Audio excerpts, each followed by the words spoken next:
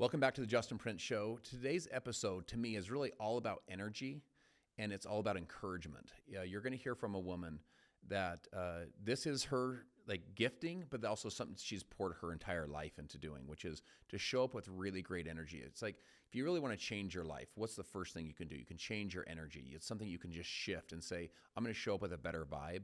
Abby McMaster will show you how to do that. How do you show up with a positive vibe where you start affecting people in a positive way? The other thing is she's a great encourager. She really knows how to encourage and equip people to kind of go from where you are to where you want to be. So she's a woman that's built, multiple multi-million-dollar businesses. One of the things you'll love about her story, she's been at the top, she's been at the bottom, and she's back at the top. So it's one of those things, no matter where you're at in your journey, no matter where you're at in your career, you can relate to her and say, man, I can go to that next level. And again, be encouraged and equipped on how to do it. So I'm excited for you guys to meet Abby McMasters. And if you get value from this, make sure you share it. There's a lot of people that are going to need to feel her energy and understand the importance of the encouragement that they need in their life. And make sure you subscribe to the channel as well. Abby McMasters, I am so grateful to do this. I love that you're in my home. I love that you're in Southern Utah with me. When I think of you, like the way I would describe you is energy. Like Abby equals energy, Do you feel like that is instinctive for you? It's just kind of like, I don't know, it just came out this way. Or like, do you intentionally find ways to show up with good energy? Yeah, I think it's a natural thing. Honestly, I've always been that. Even as a child, my parents would say I was one who's just always meeting somebody new. I remember, randomly, my grandfather's funeral, like everything's getting started. Everyone's in the funeral.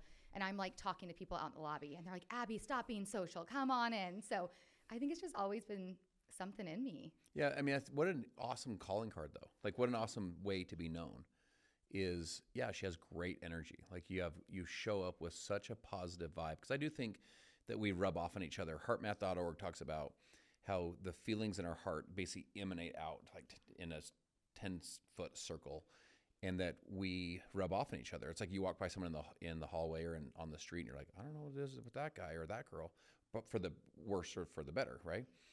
And they said that we're either a germ or a vitamin C. Like we rub off on each other, we affect each other. And I feel like you affect people with just the way you show up, just this really positive vibe, big smile, big energy. So that's a great way to be known, Thank you. So you were saying that your son, a few weeks ago, your son's a senior in high school. Yep. But he walked into your kind of office and he's like, Mom, I feel like Abby Masters is back, like speaking about you like in third person.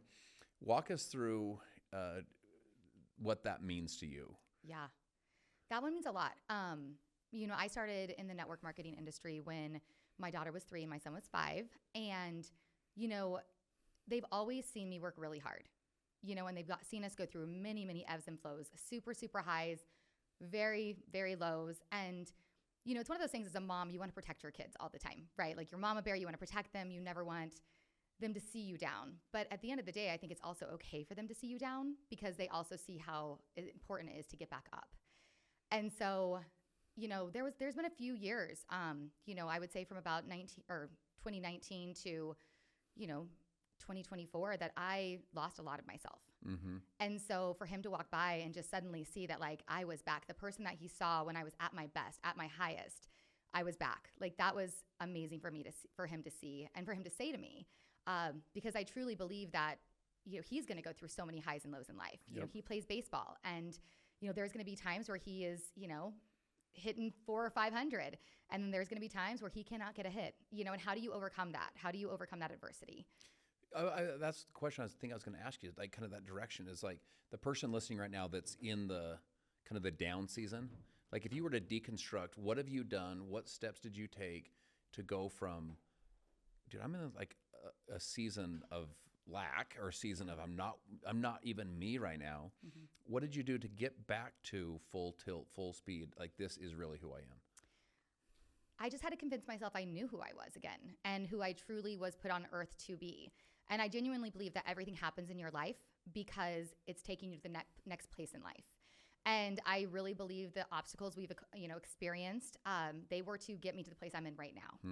And so I had to get really good at personal development. I had to make myself every single day. Like when I was feeling down, you better turn on a podcast. When you're feeling down, you better pick up that book.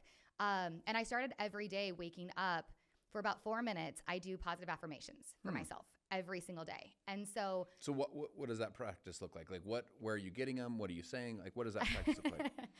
So I lay in bed and I speak what I want in my life. Like I make $1 million in 2025, I make $1 million. Wow. $1 million a month in volume for my team. I am incredibly successful. One of the top leaders in this entire company. I speak on stage. I impact people. I mean, every single day I speak those things into my life because when you speak them, they become your reality.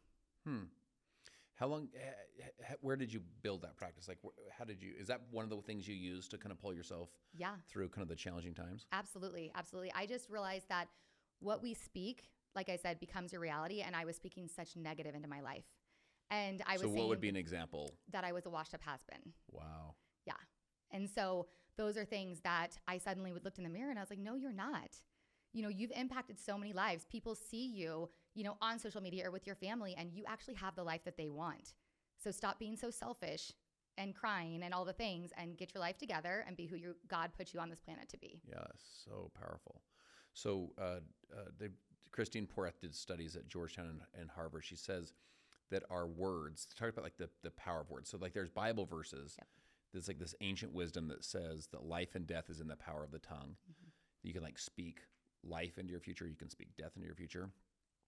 And this like, I make this much. I speak on stages. Like that's speaking in essence life into your future. Where the negative would be, I'm a washed up has-been. Like if you own that identity, one of the other things that was so interesting what you said is like you kind of had an identity shift of like remembering who you really are, right? But Christine Porras said that you're what's called neutral or positive words. So positive is I got this. I'm gonna make $1 million. Yep. That they're 10 times, 10x more impactful than a thought.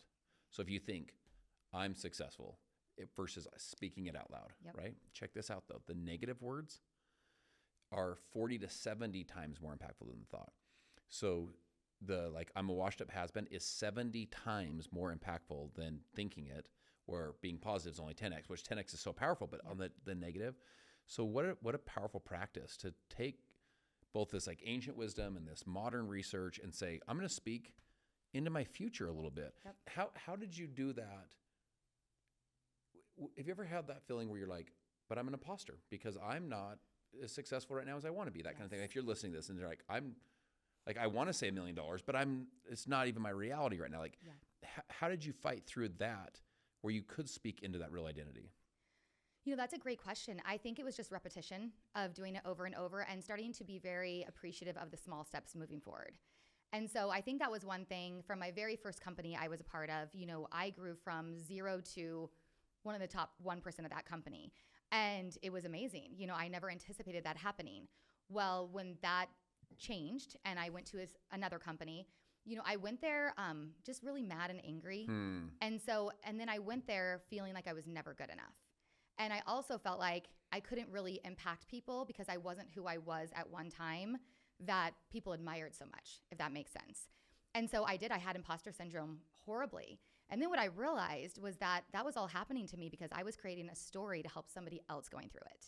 And I look at where I'm at now, and there's so many people I'm mentoring on a daily basis that they're going through that. Their confidence is low. They've experienced things, and they don't know how to go back to who they were. And had I not gone through all of those stages, I couldn't help them. If I would have just gone from one company of success to the second company of success and never went through those trials, how can I impact somebody else? Yeah, my mentor said to me once, so my first company was a number 3 earner, national spokesperson. Tell people I was on the entrepreneur section of Barnes & Noble and Borders. This is back when Barnes & Noble and Borders were a thing. And I was like, oh my gosh, I'm successful. And then the company switched their business model. It's very similar to what happened to you in 2019.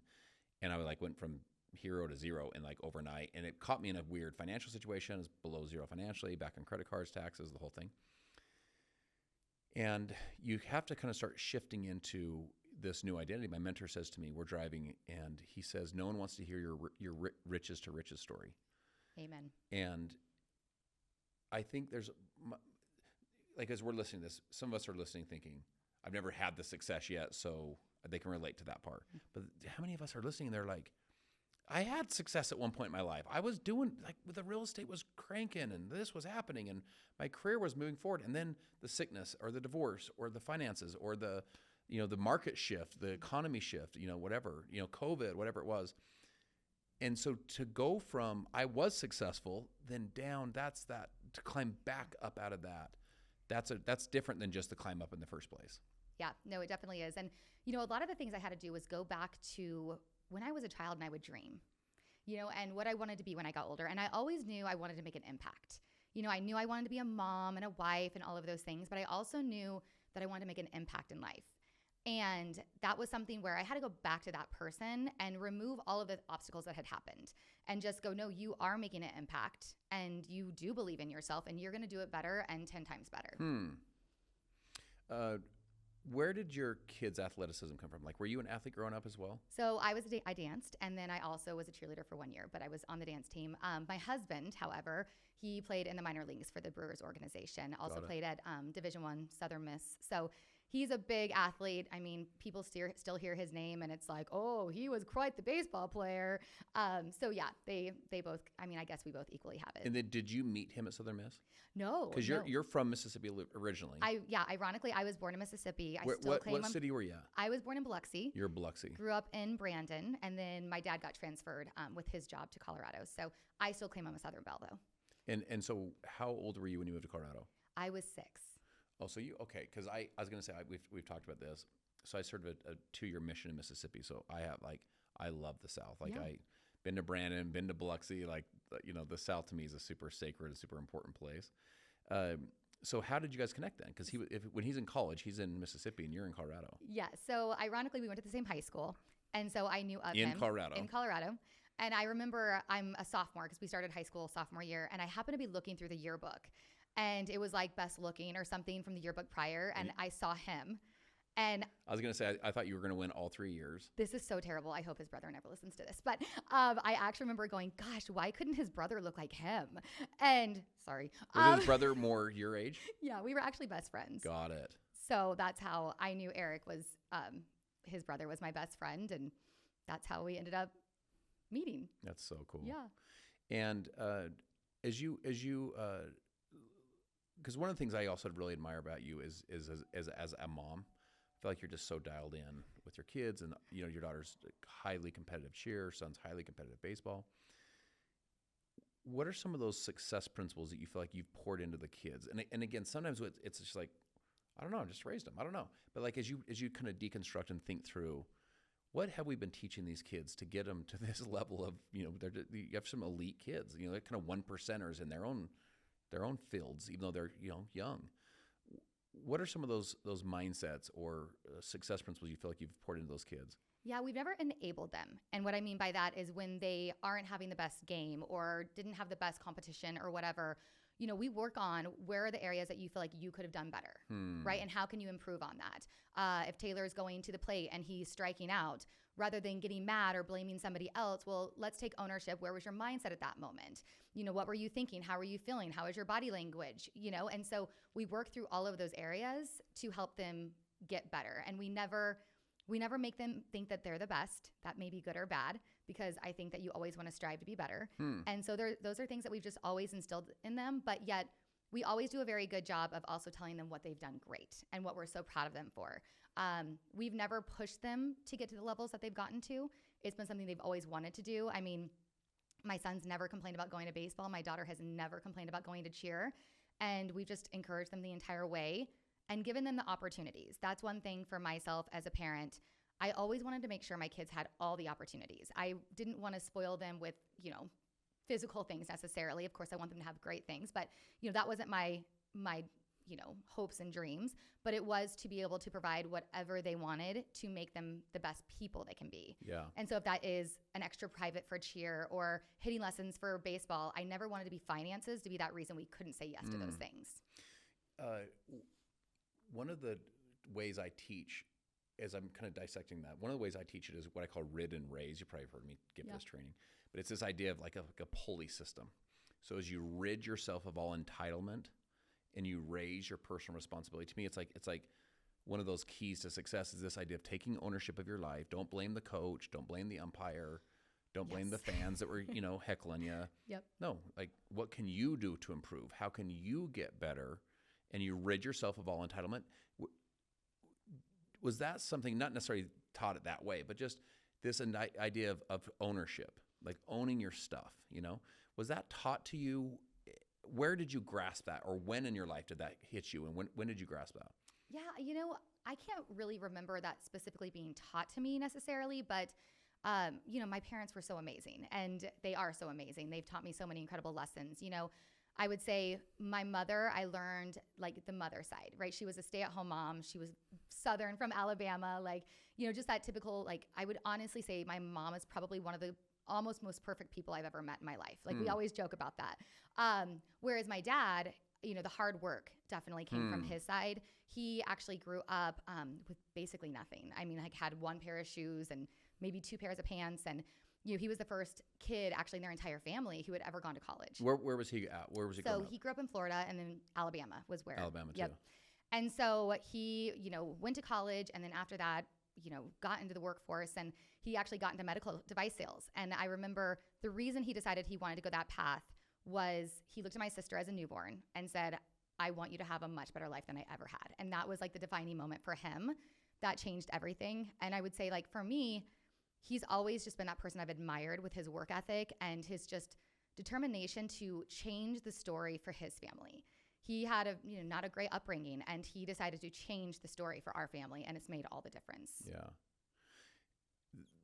My book, Be the One, is this idea of be the one that writes a new story, right? Be the one that future generations look up. How have you gone about adding to that? Because to me, you are the one, right? You are building such an incredible life, an amazing marriage. You're winning to me in all. There's 2 races, right? One race is success, which is awesome. But then the other race, which is maybe the real race, the most important race, is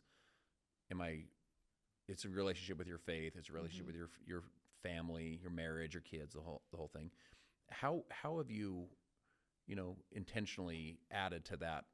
My dad taught me this, my mom taught me this, and I'm gonna next level it. What have you done to next level it? I would say I've definitely allowed our family to dream bigger, if that makes sense. So, we definitely, when I was growing up, I didn't go without by any means, but it wasn't, we weren't rolling in the dough, right? Yeah. And that's not what I'm saying I'm looking for necessarily, but I want to be able to create opportunities for my kids. And again, my biggest thing is I never want finances to be the limiting factor for our life or their life. And so I would just say, I've always had more of an entrepreneurial spirit. I've been in the workforce, and I knew that I never wanted a capped potential on what I could do. And so I think, what my parents provided for us just made me grasp what could be, and I wanted to take it 10x. I'm kind of shifting gears on you a little bit, but when it comes to marriage, one of the things I really admire about you is your marriage. And I feel like you do that at a 1% elite level, and I know we all think to ourselves, well, I'm still trying to figure it out myself too. I get that, but I'm just saying, I think you guys have built really an incredible relationship. How do you teach people to balance the ambition you have, the drive you have, the work ethic you have, and be a mom, that balance all of that out, all of the activities, but then also keep the relationship super tight? Because how to, sometimes if we're not careful, if you're not hyper intentional, yeah, we're married, but you're going this direction, I'm going that direction, and we don't have the connection points back to our relationship, Yep. What are some of those things you do to keep you and your husband, that relationship tight as you're succeeding in so many other areas? Yeah, so I think communication is super key. You have to sit down and talk about your dreams together and really, express that to them, because once they know what your goals are and your dreams are, then they can be a part of that and they can support that. I really struggle with feeling like there's actually a balance, if that makes sense, because I feel like I want to be great at everything that I do, but I know I can't be perfect at everything I do. And so there was a point where I had to read a book called Perfectly Imperfect, because I was trying to be perfect at everything and I was failing at everything I felt. I wasn't succeeding. And that was because I was putting so much pressure on myself. So we've always really communicated with our kids what our goals are as a family. When they were younger, we would set little goals hey, if we hit this, we're going to go to Disney World, or, things like that. But again, going back to the spouse thing, date nights. We make date nights a must. We enjoy each other. We like to be around each other. You can tell. We do. We love each other. But communication is really key. And that is what I would say. He's my biggest supporter. He's never been the person who complained that I was on calls or complained that I was working, or he's always been the one to pick up extra things because I was doing, this or that. And it's because he knows what our goals are as a family, and Yeah. he knows that I'm trying to accomplish those Yeah. as well with him. You know, I've had people sometimes say to me, like, my spouse resents the hard work, or my kids are like, you know, and they even feel maybe even that mom or dad guilt of like, here I am trying to build it for the kids, and yet I'm not with my kids, or, you know, I'm here, I'm on working my business. And one of the things that you just talked about, I call it enlist your family. It's what you're doing. Like, you set goals as a family, set goals with the kids. Like, hey kids, mom's goal is 5 customers. And if we do it, we're going to go to the park and no phones, or we're going to go grab ice cream or whatever it is, right? You set little goals, or go to Disney. Like, they can be big goals too, right? But man, all of a sudden it goes from like mom's business to like the family business. It goes from like mom's thing to like our thing. And the ownership is spread out between the family, the spouse, the kids. And you kind of slow down, in essence, to speed up. You slow down to enlist everybody, and like, here's the plan. Here's why we do all this work. And next thing you know, your kids are like, hey, Mom, where are we at with our customers? And you're like, I got 3. They're like, Mom, let's go. Totally. I talked to my school teacher today, you know, that kind of thing. So that idea of enlisting your family, I think, is so critical. And I think you've done such a great job of that, because also our kids are watching. Absolutely. Like, your son and your daughter are watching you go through the up days and the down days. And so you're teaching them how they go through cheer down days or baseball down days, because they're watching how you do it, you know? Absolutely. Absolutely. Yeah. You know, we've always just had them a part of it, and it's always been fun. You know, my kids love that I do this. They love the fact that, you know, I was always able to be home with them. You know, I was always able to be at all the classroom things, and I was able to do the things I wanted to as a mom, but yet I could fulfill the need that I had and the dreams I had for our family on the other side. So maybe I'm lucky in that way, but I've never had a family, kids, husband that ever complained about what I was doing. If anything, they were encouraging me, because I'm at my best when I feel my best. Mm-hmm. So it's always been very supportive. With the women that you coach, and you coach men too, but with the women that you coach, are you finding that, I feel like if you watch Sunday Dinner, the person that eats last is mom, right? Mm-hmm. Everyone's served, everyone's taken care of, and then mom sits down, right? Do you feel like the women that you coach, do you feel like they put themselves last and sometimes don't go chase those dreams, and maybe it kind of dulls over time their own sparkle, you know, their own energy? Absolutely. Yeah, I think the problem with a lot of people and a lot of women, because, you know, we do give everything to everyone. We really do. And so a lot of women forget to dream. They forget when they were little. Like, what did you want to be when you were little? And I talk to people all the time about this. Like, tell me what you wanted to be, and why did you stop believing that you could be that?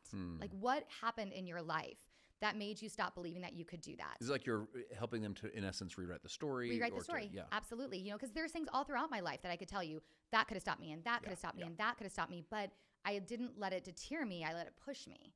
And so for those women, I really love to do an exercise where I have them on a paper on 2 different sides, write down the things that they want gone in their life, right? The stresses, the anxieties, the things that they're doing that they're not enjoying, like, write those things down.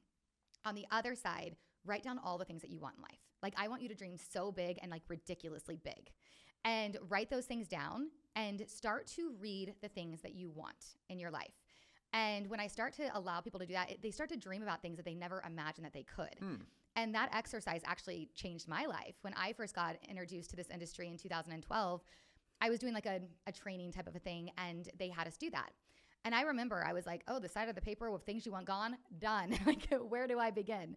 But then the side of dreaming, I was like, oh gosh. So I really just started like writing things down, like, you know, from the car we wanted the basement done, and trips, and just ridiculous things. Yeah. About 4 years, I put that paper away, didn't really look at it again. About 4 years later, I found that paper, and we had a very successful business, and I pulled it out, and almost all of the things I said I wanted had been accomplished. Yeah. And it was amazing to me that when you start to dream, you start to want to work, and you want to start doing things. But when we don't have dreams and we're just working to just try to survive the day, that's where it can become a rut and a distraction and just something that you don't enjoy. But when you have things and targets that you want to meet, that's when it pushes you and makes you just go for it. Yeah, I was going to ask you, is it easier for these folks to write down the I don't want this anymore list versus the I do want list? Do you notice that? Like, it's like they can like, I don't want is, and then they just, you know, they can rattle it off. Absolutely. Because I think a lot of times you say to someone, okay, well, all right, walk me through, what do you want? And they start with, I'll tell you what I don't want. I don't want this, this, and this, versus the kind of the positive focus of like, I'll tell you what I do want in my life. Absolutely. I What mean, I you do think wanna about it. If accomplish. you were to say to somebody, what do you love about yourself? Right? Versus what do you not love about yourself? Yeah. Somebody yeah. can The list. the list is so different. They Yeah. can much easier talk about the things they don't like about Yes. themselves versus the things that they love about themselves. So let's switch that, right? And let's start really focusing on what do we want in life? What do we love about ourselves? And stop focusing on the negative. Mm-hmm. And that's a conscious thing. Yeah. So I have a workshop. I'm trying to remember if you've been through this. I think you have. I have a workshop where I teach people to go through, to write down 50 things they want to accomplish in the next 10 years, right? Yep. And I did it once for a leadership group of about 600 people. And I said to them the kind of the rules of the things. I go, imagine it's as simple as this. If you write it on the page, it's real. Just can you imagine if it's like really like just write it down? You're like, that's it. And we all know life's not that simple, but just to do the exercise. Typically, people will write down 10 or 12 things, and they're kind of like, the bathroom's remodeled. I go from a minivan to a Tahoe, and like the savings, we're out of credit card debt. I'm Totally. like, I am good at that point, And there's nothing wrong with saying I'm happy. Hopefully, you would be happy no matter where you're at, right? But the idea is that I'm like, I kind of work them through like get to 20, get to 30, get to 40, get to 50, and it actually takes some dreaming and some thinking and some challenge. George Bernard Shaw said that 2% of people think, 3% of people think they think, and 95% of people would rather die than think. So like to sit there and think about what do I want in my life is like, it's challenging. So I did it once with one of our teams, and I had a woman on my team that came up to me after, and she goes, I did it because you told us to, She's like, but I don't know if I really buy into this kind of stuff, Long story short, about probably 6 months later, she tags me on Instagram. She's on a cruise in Alaska, and she's married. And 3 of her things, I want to go to a cruise, I want to go to Alaska. She'd always had dreamed of going there, and she wanted to be married. She was single. And she tagged me saying, I wrote all these things on this list that he told us to write down. And she was just like, the picture was her in tears. She's just like, this is like actually happening. What if it really was that simple of just taking the time to write it down and then to start the reticular activating system, like your mind starts heat-seeking missile focusing on making those things happen. Is that part of how you would attribute some of your success? Is like, listen, I wrote it, I thought about what I want, I wrote it down, and then I got hyper laser focused and going and making that happen. I mean, is it really been, I hate to say that simple, but are those been kind of some of the steps that you've taken? Yeah, I mean, I definitely would say that. I think, I love to dream. In fact, I always tell people dream one size too big, because we can dream, but let's take it to another step, right? So dream one size too big. So I definitely think that I've always been somebody too that I wanted to make an impact. I know I mentioned that before, and I didn't know what that looked like, but I knew I wanted to make an impact in people's lives. And this industry has allowed me to do that. I've worked with some of the most amazing people in the world, and honestly, their goals become my goals. And so at this level now, that pushes me almost even more of like, I want to help them achieve that. And so, yeah, I would just say it's my own dreams for my family, for my team, for our life. And the biggest thing too, I would say, is I want to just show people they can do it. Yeah. I wasn't like this 4.0 student or anything like that. I had like a 2.6 in high school, got a 15 on my ACT. I can relate. Yeah, got a 15 on my ACT, and it took me 10 years to graduate from college. That's a whole nother story. But, and it was nothing. I graduated because my dad, that was his dream. It wasn't my dream. It was his dream, and I wanted to, fulfill that for him. But I want to show people that with hard work and a vision, you can do anything. You don't have to be the smartest person, right? You can do anything. And sometimes I feel like the people who actually go through that adversity of not being the smartest person and maybe not feeling great about themselves, they end up being the most successful because they understand like actually what it takes to work really hard. One of the very unique kind of characteristics I feel like you have, and it's one of those ones where I feel like it's like a gifting that you have that you've also really worked on, over the years, is you're a really incredible encourager. And by the way, what a great skill that you know how to, that people feel encouraged when they're around you, or that you're encouraging. An encourager to me, someone that like you're outward focused, you're focusing on other people versus just all up in your own stuff, So if you had to kind of wrap and the person's listening, and maybe they've again been up, maybe they're down, maybe they're just down for whatever, maybe they haven't been up yet, they just are down, and they are wondering if they have the real identity of like, can I really make it happen? I know other people can I? Like, how would you encourage that person? Like, what would be the the message you would share with them, kind of as we kind of wrap up here, just, as someone that's gifted as an encourager for the person that says, man, I'm not sure I have what it takes. So I would obviously remind them that they do, right? Remind them how much I believe in them and all the things, but I would really dig into what do they really want? What does that really look like to them, right? Because they want success. Well, success to people is very different things, right? So we need to really get to the nitty gritty of what does that success look like to you? And then I'm going to encourage them, but also do a little real talk, because at the end of the day, if you're not willing to work at the level of the success that you desire, then it's not going to happen. But if you are willing to work at that level, you can do anything in life.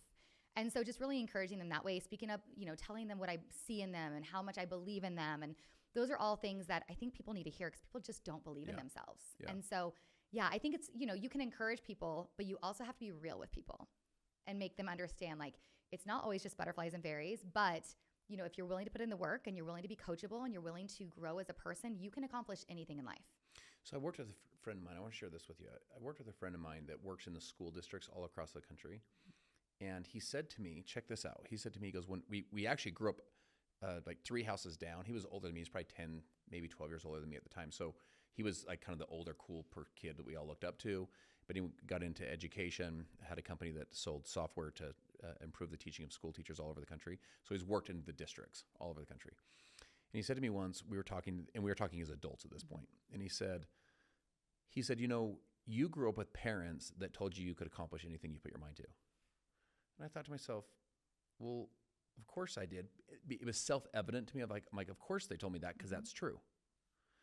And he goes, I work in these districts, in these inner cities, and these districts. He goes, these kids have never heard that one time in their whole life. Yeah.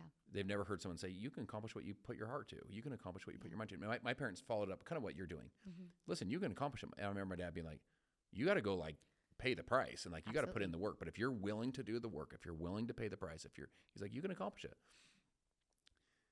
And so that belief system was kind of instilled in me. Yeah. And where I think maybe you and I maybe take it for granted, maybe that somehow we're kind of like, of course you're going to do it, Again, going back to the person that's thinking, I don't know if I can. Do you feel like that was instilled in you as well? And how have you continued to tap into I can accomplish it. I can accomplish it. Those patterns, again, positive self-talk, positive identity, updating the story. I love your thing on clarity. What do you actually want? Are you willing to pay the price? Kind of define the dream, make a commitment. But as you hear that, how do you process that as you hear that some of the people have never ever heard someone say you actually can go make this happen? Yeah, no, I mean, it makes me really sad for, because that is a reality. Most people are not told they can do things, which is why they doubt themselves so much.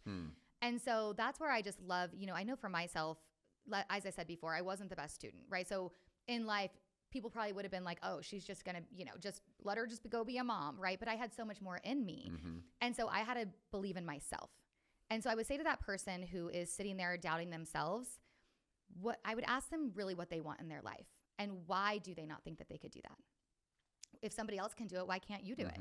So what is that limiting belief that you're having right now that's telling yourself you cannot? Well, we need to break through that, right? And then I'm such a book person and audiobook person, but I would encourage something for them to listen for that. And, there's people that they'll tell me they're not believing in themselves, and every single day I'll send them a quote. All right, here you go. Here's your quote for the day. Time to believe in yourself. Yeah, I love that. Because people need to hear it, but they have to also do the work as well. So you can't just lean on somebody else to just do all the believing for you. You have to be willing to accept that and start believing in yourself as well. Yeah, love that. So good. And again, being a great encourager, which to me is one of your great gifts. This energy is one of your gifts, this encouragement. But encouraging is also equipping.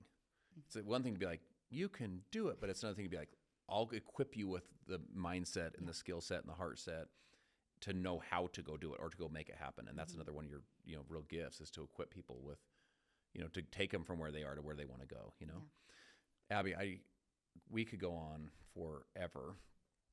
And I remember the very first day I met you and your husband on Zoom.